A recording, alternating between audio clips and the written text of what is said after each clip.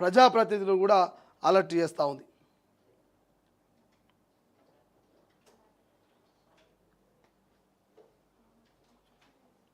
ఇక భూ అక్రమార్కుడు చట్టానికి అతీతుడా అంటూ బయటపడుతున్న సాల్వో బండారం మొన్న బాపట్ల, నిన్న జగిత్యాల పేలుడు పదార్థాలు ఇంకా ఎక్కడికి చేరాయో, అక్రమ రవాణా లింకులు ఎక్కడి దాకా ఉన్నాయంటూ వార్త హైలైట్ కనిపిస్తుంది.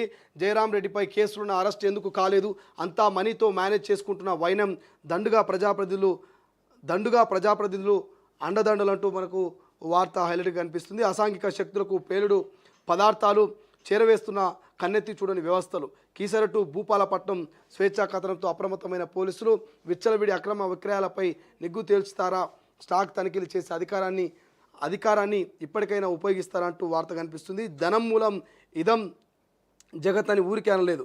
పైసలు పడేస్తే ఎవరినైనా మేనేజ్ చేయొచ్చు, ఆఖరికి వ్యవస్థని సైతం దారికి తెచ్చుకోవచ్చు అనేది సాల్వో ఇండస్ట్రీస్ తీరు. పేలుడు పదార్థాలని అక్రమంగా సప్లై చేస్తున్న కేసులు ఎన్ని ఉన్నా ఎలాంటి చర్యలు తీసుకోకపోవడం అందరినీ ఆశ్చర్యానికి గురి చేస్తున్నది. నెల రోజుల క్రితం ఏపీలోని బాపట్ల జిల్లా మార్టూర్ పోలీస్ స్టేషన్ పరిధిలో 5,000 కిలోల పేలుడు పదార్థాలు అక్రమంగా నిల్వ చేయగా పట్టుబడ్డాయి. సాల్వో పేరుతో ఉన్న ఈ జెలెటిక్ స్టిక్స్, ఎలక్ట్రికల్ డిటోనేటర్స్, 180 బాక్సల్ టెండర్ బోల్ట్ జెలెట్లు పదార్థాలని ఏపీ పోలీసులు పట్టుకున్నారు. A6 నిందితుడిగా సాల్వో ఇండస్ట్రీ అంటూ వార్త కనిపిస్తుంది. సౌదీలో సీరియస్ ట్రైనింగ్ 4వ రోజు విచారణలో మరో సంచలనం. విజయనగరంలో పేలులకు ఒప్పుకుని నిందితుడు, మిగిలిన వారి కోసం NIA గాలిప్ అంటూ వార్త కనిపిస్తుంది. నిన్న కూడా వార్త చదివినాం. సాల్వో పేరిట ఓ కంపెనీ ఉంది. సాల్వో పేరిట ఉన్నటువంటి కంపెనీ పూర్తి స్థాయిలో బాంబులు తయారు చేసి ఇటు మావోయిస్టులకు, అటు టెర్రరిస్టులకు, ఇక ఎవరికి పడితే వాళ్ళకి సప్లై చేస్తుంది. అక్రమంగా ఎక్కడికి పడితే అక్కడ మరి దీన్ని స్టోర్ చేసి పెడుతుంది అనేటువంటి ఒక కథనం వచ్చింది. సో బయటపడుతున్న సాల్వో బండారం అని మొన్న బాపట్ల, నిన్న జగిత్యాల పేలుడు పదార్థాలు ఎక్కడెక్కడికి చేర్చారు, అక్రమ రవాణా లింకులు ఇంకెక్కడి దాకా పోయినాయని మరో కథనం వచ్చింది. ఇప్పటికైనా ప్రభుత్వాలు స్పందించాలి, దీని మీద మరి పోలీసులు ఎంక్వైరీ చేయాలంటూ ఒక కథనం వచ్చింది. కాబట్టి సో కేవలం ఈ జయరాం రెడ్డి పైన కేసులున్న అరెస్ట్ ఎందుకు చేస్తలేరంటూ ప్రశ్న కనిపిస్తూ ఉంది. ఎందుకు అరెస్ట్ చేస్తలేరంటే బడా బాబులు ఈ జయరాం రెడ్డి వెంబడి ఉన్నారనేటువంటి చర్చ నడుస్తూ ఉందంట. అందుకే ఇక ఇల్లీగల్గా బాంబులు తయారు చేయడం, ఇల్లీగల్గా వాటిని ట్రాన్స్పోర్ట్ చేయడం, ఎక్కడికి పడితే అక్కడికి వాటిని సప్లై చేయడం, ఎక్కువ ధరకు ఎవరికి పడితే వాళ్ళకు అమ్ముకోవడం చేస్తూ ఉన్నట్టు ఈ జయరాం సంబంధించి ఈయన సో ఈయన పైన ఇప్పటికే జయరాం రెడ్డి పైన అనేకమైన కేసులు ఉన్నాయట. మరి కేసుల నుంచి ఎట్లా తప్పించుకుంటున్నట్టే, డబ్బు పడేస్తే ఏదైనా అవుతుంది.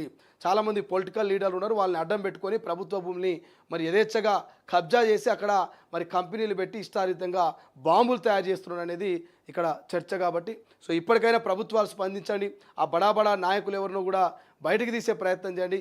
ఇది ఎందుకంటే ఇది ఒకవేళ టెర్రరిస్టుల చేతుల కనుక ఈ బాంబులు పోతే మొత్తం బ్లాస్ట్ అయ్యే అవకాశం ఉంటుంది, తెలంగాణ అంతా కూడా ఆగమయ్యేటువంటి అవకాశం ఉంటుంది. కాబట్టి సో మన వేలుతో మన కన్నును పొడుచుకున్నట్టు అవుతుంది, మనమే బాంబులు తయారు చేసి టెర్రరిస్టులకు ఇచ్చి మనల్ని మనం నాశనం చేసుకున్నట్టు అవుతుంది. కాబట్టి నిఘా వర్గాలైనా ఇప్పటికైనా ఇంటెలిజెన్సీ కొంత అలర్ట్ కావాలి.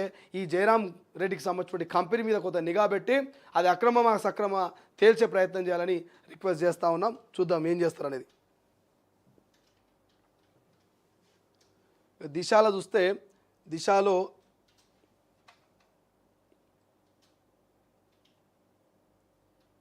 ఆల్మోస్ట్ అవే రిపీటెడ్ వార్తలు ఉన్నాయి. దిశలో కూడా క్యాబినెట్ విస్తరణ, 1000 దారిన కరోనా కేసులు ఇవే ఉన్నాయి. ఇక ప్రభాకర్ రావుకు ఆశ్రయం కల్పించబోమంటూ రాజకీయ శరణార్థి అభ్యర్థులను తోసిపుచ్చిన అమెరికా అంటూ రెడ్ కార్నర్ నోటీస్ అమలు ప్రక్రియ స్పీడప్ అంటూ ఒక వార్త హైలైట్ కనిపిస్తుంది. సో ఇవి మొత్తం మీద మనకు హైలైట్ కనిపిస్తున్నటువంటి వార్తలు. నమస్తే తెలంగాణలో కూడా ఆల్మోస్ట్ ఇవే వార్తలు ఉన్నాయి. రేవంత్ రెడ్డికి సంబంధించి, క్యాబినెట్ విస్తరణకు సంబంధించి ఇవే వార్తలు మనకు హైలైట్గా కనిపిస్తూ ఉన్నాయి. కాబట్టి సో ఒకసారి మనం పూర్తి స్థాయి